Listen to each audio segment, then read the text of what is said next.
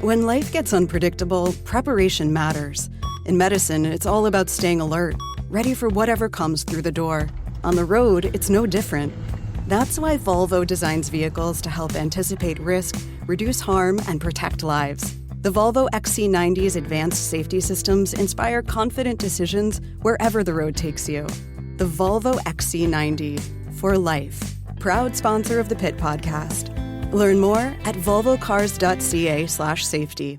All right, welcome back to the Elias Macko Show. I just want to give you the big news coming out in just the last 15 minutes or so, and that is the Bank of Canada and interest rate hikes. So the Bank of Canada has raised the key interest rate by 50 basis points. It's now at 4.25%. That is the highest since 2008. 2008, remember the housing crisis? So the highest interest rate, the overnight rate of the Bank of Canada, now at 4.25%. There was a lot of speculation here, everybody. You know, there were some people thinking, okay, we've gone too far with the interest rate hikes, but the Bank of Canada would just squeeze in a quarter point hike, right? Just a little bit, just give an indication, okay, we're still on this, we're still on the we're going to be inflation hawks, just a little bit more, but they wouldn't do anything more drastic. Well, that's not the case this morning. 50 basis points. Again, we are now at the highest rate since January of 2008. And I know for a lot of people who've got those variable rate mortgages, you know, your payments aren't increasing, but what's happening on the back end is the length, the term of your mortgage is getting lengthier and lengthier and lengthier. Anyways, we'll be discussing this more. Third hour of the program, we will be discussing this just at around 11:20. We'll get the latest on this latest news from the Bank of Canada. For now, though, let's take you to Pierrefonds. Let's take you to a park in Pierrefonds, Victor P. Gray Park. And it's a park. Parents take their kids to this park. Kids play there. And there's a little bit of controversy out of this park because in Pierrefonds, there's the plans. Videotron intends to put up a 35-meter cell phone tower. Months of back and forth between Videotron and the borough of Pierrefonds, Roxborough. And some people are just concerned. Some parents are saying, you know, I don't understand why we're putting a cell phone tower in a park. So I saw this story and I said to myself, whoa, hold on a second. Let's put the brakes on here for a second. Are we still up to this? Are cell phone towers dangerous? I mean, we've had cell phones for decades and decades.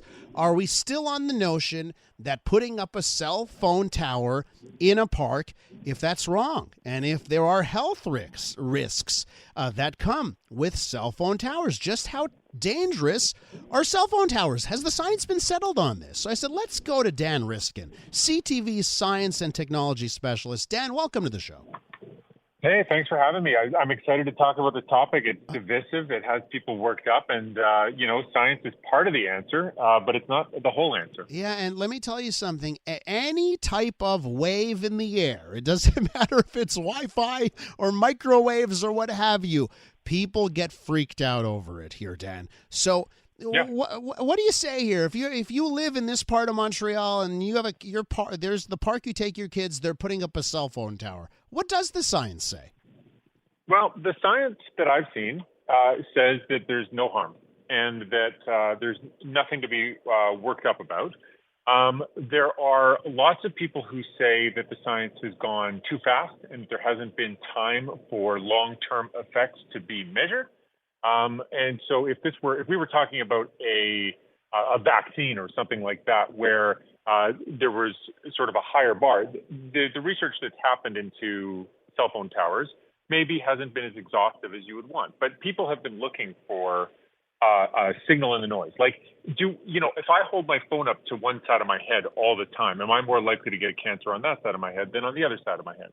If I live close to a cell phone tower, am I more likely to get cancer than somebody who lives far away from a cell phone tower? None of those patterns have ever been found. People have been looking for them. But it's that thing about, the absence of evidence isn't proof that it doesn't exist, right? And so it's a very high bar to scientifically give people complete peace of mind that there's nothing to worry about. Now, for me, the evidence is strong enough. I believe that I would have no hesitation taking my kids to that park. I would not feel at all like my kids were put in danger if there were a cell phone tower put in the park. Now, That is different from how I would feel if they put a highway next to the park where my kids play. There is very good evidence that the combustion of fossil fuels on our roads is terrible for people. In Toronto, the government data shows that there are 1,300 premature deaths every year because of air pollution from cars, and more than 3,000 hospitalizations every year because of respiratory or cardiovascular problems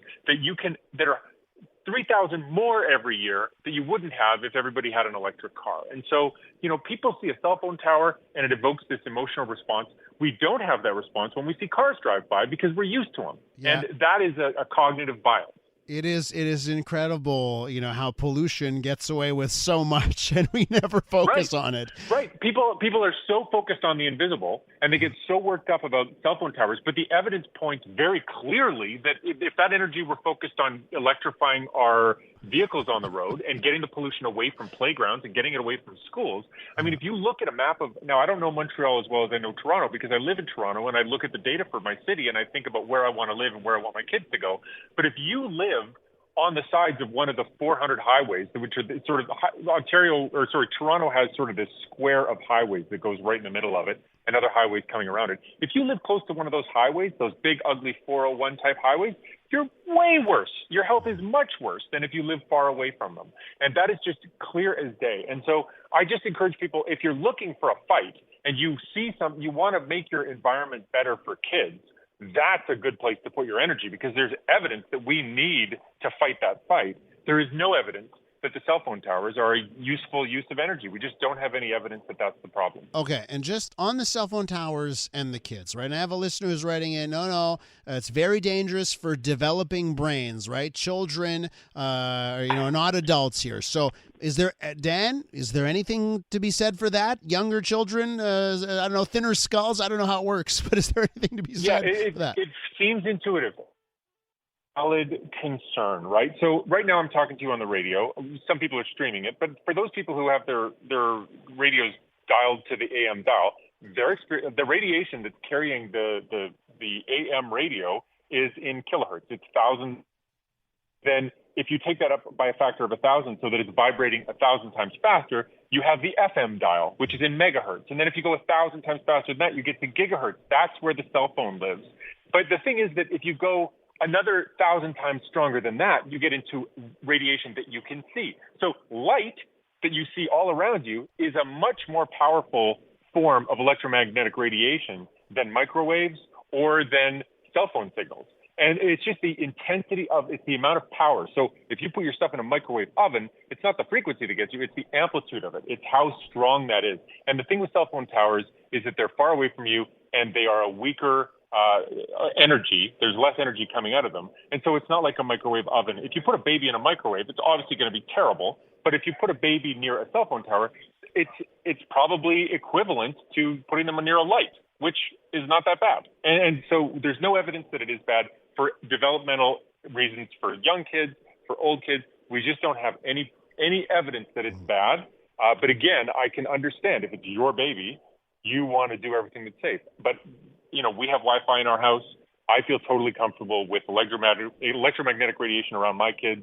I've made the decision based on the evidence that I've seen that it looks safe. I haven't seen any evidence, but I don't live next to a highway, right? So I am looking for things that are dangerous for kids, and it's not cell phone towers. It's car pollution. Just a little note, Dan. We try and shy away from talk of babies and microwaves on the program. I just want to tell you, it's not. I did say don't do it. That was my advice: was don't put your baby in a microwave. No, obviously that's a terrible joke. I mean, the truth is, microwaves when they first came on, people didn't recognize how dangerous they were, and so there are these stories about the engineer working at working with microwaves, and they were doing experiments, and all of a sudden the chocolate bar in their pocket melted, and they didn't realize that this thing was dangerous for them. And so the fear is that we're going to put up all these cell phone towers and they go, wait a second, these things are melting our babies' heads.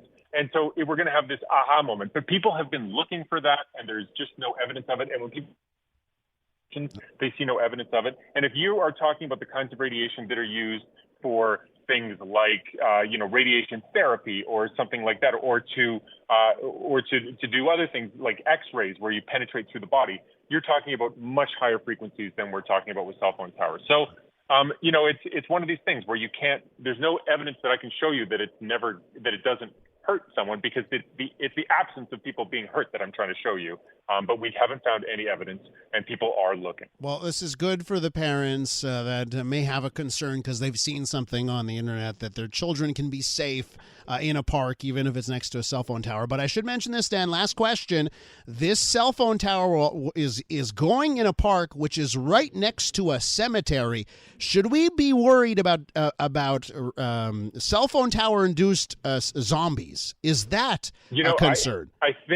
I think we should definitely be concerned about that. That is a very big concern. We don't yet know the effect of cell phone towers on partially decomposed corpses. So I think, I guess we'll just have to do the experiment. And I'm sure the kids will be vigilantly watching across the fence to see if anybody tries to come over and get them. Dan, you're so entertaining when you come on the program. Thanks so much. Great talking to you, and great to actually get into some science as well. Thanks so much. Yeah, it's a pleasure, and it's a great topic. And, all I can say is I respect parents completely for being concerned about this and for trying to find the right evidence. Don't trust the internet. If you are going to use the internet, go to a trusted source first, like the American Cancer Society or something like that, and look for experiments based on, experimental data that point you in one direction or the other. That's what I do. That's Dan Riskin, CTV's science and technology specialist. Stay cool out there in the parks.